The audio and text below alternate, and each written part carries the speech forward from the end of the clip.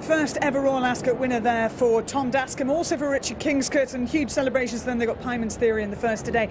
Peter Hunt, the BBC's royal correspondent, nearly called you racing correspondent there. I'm definitely not that. Joins me to take us through the Royal Procession. Right, yes. And you will have been to Royal Ascot before, I assume. Have, fleetingly. I mean, my big worry is the fashion, because of course this is a key day for fashion, and my 12-year-old only the other day made me change my trousers going to her parents' evening, so I'm hoping I've not let her down today. Well, in terms of fashion, as Gary and John were saying early, there is betting on the colour of the Queen's hat, and it looks as if pink has collected. Official confirmation that the Queen's hat is pink, and so is the outfit as the Royal Procession comes through the Golden Gates, led by the Windsor Greys.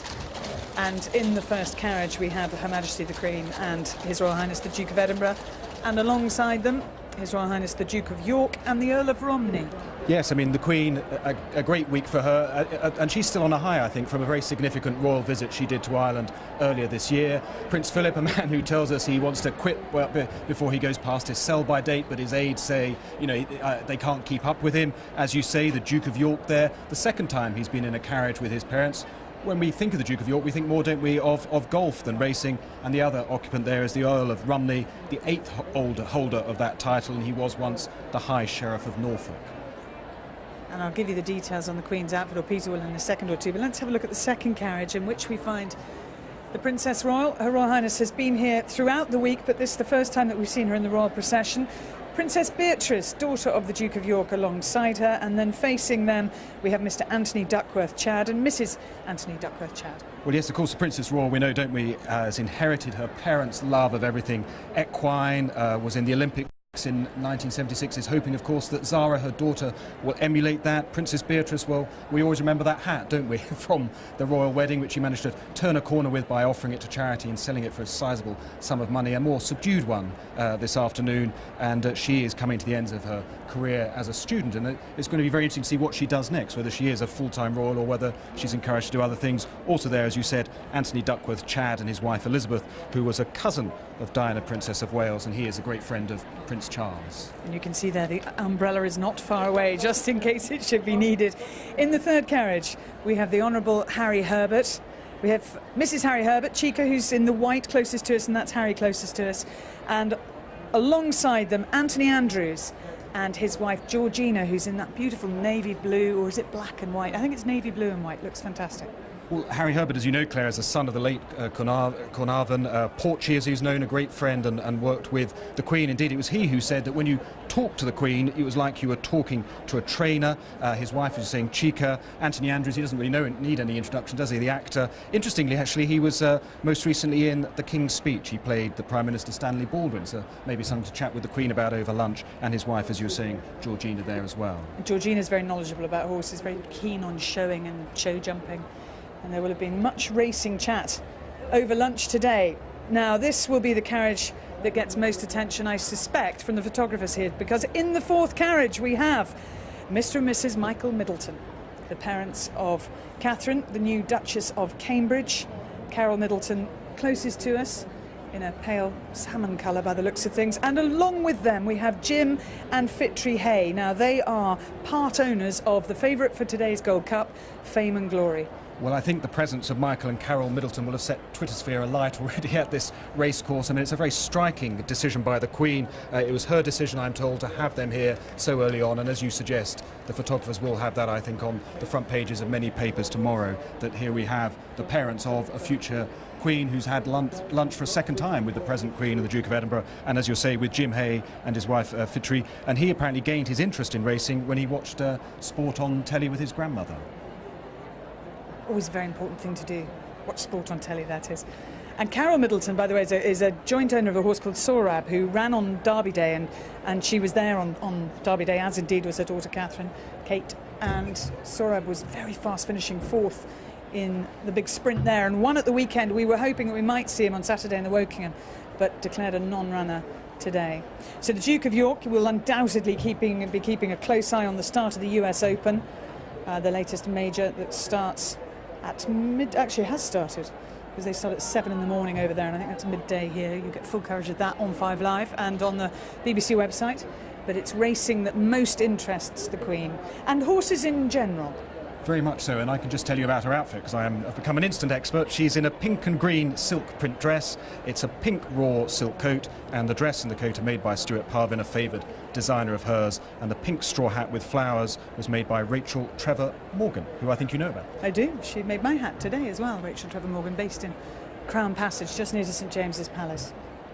And you can see there at the Royal Procession trying to ensure that they are not using the ground that the runners will want to use later, because we expect the horses coming around the round course would be much closer to the rail than that, and on the straight course we suspect they will split into two groups and be either on the far right of your picture or the far left of your picture, but not necessarily down the middle, which is where the Royal Procession is coming. And such a relief that it's not raining right now, because it does rather ruin the spectacle. Yes, and I mean, I had the sense there before it happened that it would have had to be absolutely tipping down for any sort of cover other than an umbrella to be there. I remember when they were talking about the royal wedding, it was made very clear that it wouldn't just be a few drops that would cause the bride and the bridegroom to be in a covered coach. It'd have to be a sort of a torrential downpour. They are prepared to, put up with the elements as long as they're not too severe. And I suppose the wind is the key thing with that hat and those hat pins. But I don't think we can overstate, can we, Claire, the importance of this for the Queen, the whole issue of her love of horses and everything to do with horses, a sort of passion that she acquired from a very, very early age, really, when she was given a Shetland pony, Peggy, by her grandfather at the age of 4. And it is a passion that has developed over the years, and when she first came into contact with a thoroughbred, she was so taken with the velvety nature of a thoroughbred's nose, just a very, very soft bit, the side of the nose, that she'd never touched anything so fine. I'm afraid the rain has just started again. The wind is picking up as well, and the umbrellas therefore rapidly rising. But they're very sturdy, the royal party. I think they have the view there's no such thing as bad weather, just bad clothing. The national anthem now.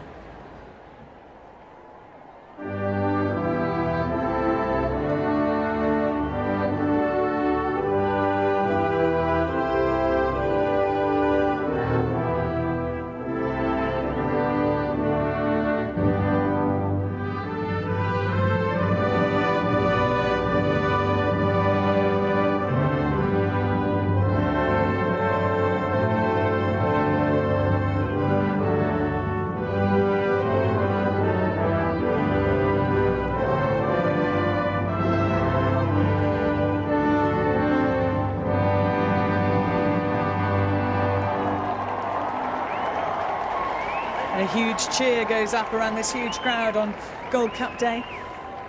And we're now used to obviously seeing the monarchy and the royal family. But in days gone by, Peter, you'd have needed a procession because there was no television and for the public to feel close to them. We've become very blasé, haven't we? But I mean, we have to remember and pause to think that she is the 12th monarch to lend patronage to this annual sort of highlight of flat racing itself. And it was back in 1825 that it was King George IV who thought this is a way that people can see him and his family. He started what's called a royal drive or procession. It sort of evolved since then, and it was only in 1920 that we had what we have now, which is this everyday procession, which of course, as you all know, Claire, she has had to miss occasionally by going abroad on various foreign tours, and I think also when there was a general election inconveniently arranged, probably against her better judgment in terms of missing a day like this, because of course since 1945 she has not missed an occasion. Even during the strikes of 1955 she came privately, even though this event itself had been cancelled. And since Royal Ascot got extended to the Saturday as well, we always used to have racing on the Saturday, but it wasn't Royal Ascot, it was Ascot Heath, and there used to be no royal procession. But it has been such a success since it was extended and the Golden Jubilee became the big race on the Saturday.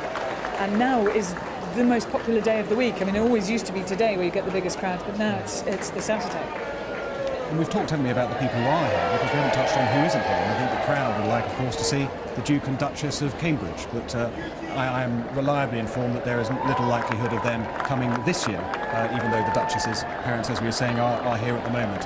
He's doing his work as an RAF search and rescue pilot, and she's gearing up for a very, very significant first royal tour by the couple to Canada and then California. It's very exciting, though, certainly for racing as a sport, that Prince William and the Duchess of Cambridge enjoyed their day at the Derby, and if she does come later in the week, there will be a huge reception for her, and also the involvement of the Middletons, of Mike and Carol, that they have an interest, that this is more than just it isn't a superficial enthusiasm. They've got a horse in training, and it's lovely for them to be getting the reaction that that they'll have here from the crowd, because I think it will surprise them somewhat, you know. And it's very helpful for them that they do have that interest, given that it's a subject that they can talk about when they met the Queen and the Duke of Edinburgh over lunch this afternoon, as they did a few weeks before the wedding. They had a similar meeting, a similar lunch, where again the topic could have been this and other things that they share. And of course they are both live in this county, in Berkshire. It's also interesting the Duke of York has been here for a couple of days this week, and that Princess Beatrice and Princess Eugenie seem to enjoy it as a social occasion. Yes, I mean, both of his daughters actually are approaching a significant moment in their lives, and indeed in the future of the royal family, in terms of what they will do next. It's funny with Princess Eugenie, isn't it? She tells people who don't know her, you pronounce it, use your knees, which is a way of putting people at ease. But it will be very interesting when we know what Princess Beatrice does do, about whether this is the start of maybe this family slimming down ever so slightly and ever so slowly, and not putting her out to do full-time royal work, but getting some sort of job. But I think we'll have an answer to that in the weeks and months ahead. And the royal party will come to a halt right in front of the weighing room here, on the edge of the paddock and the winner's enclosure, as the rain increases in intensity. And they'll be back down in the paddock most definitely before the Gold Cup, and the Queen herself will be doing the presentation for the Gold Cup. Carol Middleton there was waving, as you were suggesting, to the crowd, sort of, getting into the spirit of the occasion. Lots of smiles in the royal party. I think they know they've got away with it slightly. I should think they think, thank goodness it didn't start to rain hard at the 2 furlong marker. It's a long way. And just enjoy some of those images again. And it's why the racegoers get here so early, make sure they have a good position, because they enjoy this as much as they enjoy any of the races themselves. It's very striking, isn't it, looking at those pictures there and remembering this is a man who's 90 and a woman who's 85, and who have come back from, as I was saying, I mean, I think she still is, people suggest to me, she still is on a bit of a high after that historic visit to the Republic of Ireland, 100 years since anyone had ever gone there from the British monarchy, and it was pitch perfect as far as she was concerned. And I think from the popularity of the royal wedding as well, both in terms of the people who watched on television and those who visited Westminster Abbey afterwards and have continued to show their increased love for all things royal. And as she said, didn't she, as she got out of the carriage going back, it was marvellous. It was indeed. Peter, lovely to have you here. Pleasure. Thank you very much for your help. Thanks. First ever Royal Ascot winner there for Tom Dascombe, also for Richard Kingscote, and huge celebrations. Then they got Pyman's Theory in the first today. Peter Hunt, the BBC's royal correspondent, nearly called you racing correspondent there. I'm definitely not that. Joins me to take us through the royal procession. Right, yes. And you will have been to Royal Ascot. As you say, the Duke of York there, the second time he's been in a carriage with his parents. When we think of the Duke of York, we think more, don't we, of golf than racing, and the other occupant there is the Earl of Rumney, the 8th holder of that title, and he was once the High Sheriff of Norfolk. And I'll give you the details on the Queen's outfit, or Peter will. His Royal Highness the Duke of York and the Earl of Romney. Yes, I mean, the Queen, a great week for her, and she's still on a high, I think, from a very significant royal visit she did to Ireland earlier this year. Prince Philip, a man who tells us he wants to quit before he goes past his sell-by date, but his aides say, they can't keep up with it. I have, fleetingly. I mean, my big worry is the fashion, because, of course, this is a key day for fashion, and my 12-year-old only the other day made me change my trousers going to her parents' evening, so I'm hoping I've not let her down today. Well, in terms of fashion, as Gary and John were saying early, there is betting on the colour of the Queen's hat, and it looks as if pink has collected. Official confirmation that the Queen's hat is pink, and so is the outfit as the royal procession comes through the Golden Gates, led by the Windsor Greys. And in the first carriage we have Her Majesty the Queen and His Royal Highness the Duke of Edinburgh, and alongside them